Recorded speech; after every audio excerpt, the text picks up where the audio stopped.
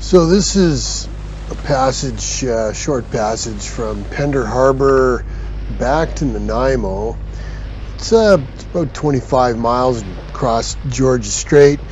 This is, the day after being in Pender Harbor, Garden Bay, actually, and just getting hammered so hard at anchor. My anchor was dragging, and I tossed out a second anchor, but there was definitely a night of stress there. I don't mind telling you, it was okay. What am I going to do now, given my various constraints? And by all means, a lot of folks chimed in. I did a little case study analysis. A lot of folks chimed in and gave me some great tips on how I could have handled it better. In the end, it all worked out. But on this particular day, I'm coming back across Georgia Strait. Maybe a little punchy after, kind of a couple of rough nights at anchor in high wind. And then the wind calmed down, and here I am, crossing Georgia Strait, and it's relatively light wind right now, probably, between 6 and 10 knots. But it's lumpy. It's lumpier than what the wind would kind of dictate. And so I'm asking myself, is that a hangover from, last night, or, kind of what's going on? In any event, the boat handling it well. Full jib, full main, the wind vane steering.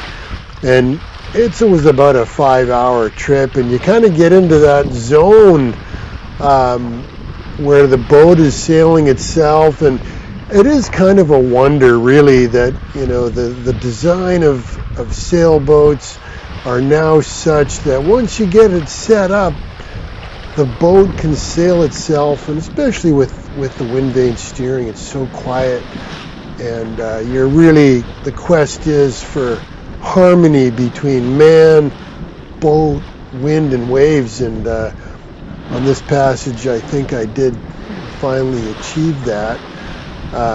For short periods, it was quite an enjoyable sail, for sure. Now, strong, still a strong wind warning in effect. The following day was forecast for 20 to 30 knots from the southeast in Georgia Strait. So. And you never know exactly how accurate those are and what the timing's going to be. In any event, the water was lumpy, but it caused me some pause, thinking, okay, I'm looking to windward, thinking, is there some more waves coming here? Or some more wind coming? Are these waves a precursor to, kind of what's coming at me? And this is just, you kind of get into that spot. I'm clipped in. You can see my high jack line there. I'm clipped to the high jack line.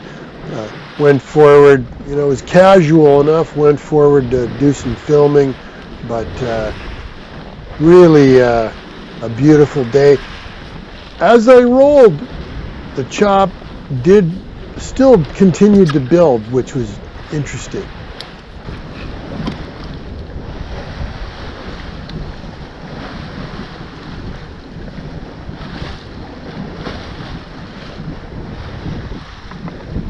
Yeah, boat speeds between 4.5 and 6 knots, which is not overpowered at all.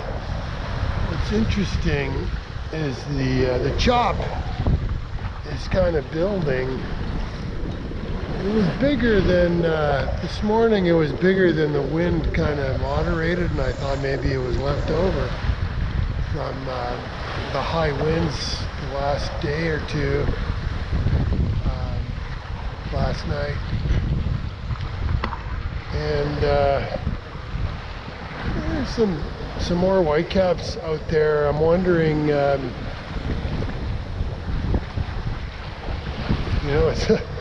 it's an old Bernard Matessier thing. He says, yeah, the waves The waves sometimes talk to you before the wind does. If it's moving, if it's moving towards you, the waves will start to build as a precursor. So I'm not chicken flapping here, but the chop is building and it's not really representative of the wind. I'm getting some 4-foot chop here. So in the event, the last 10 miles, the wind actually didn't come up.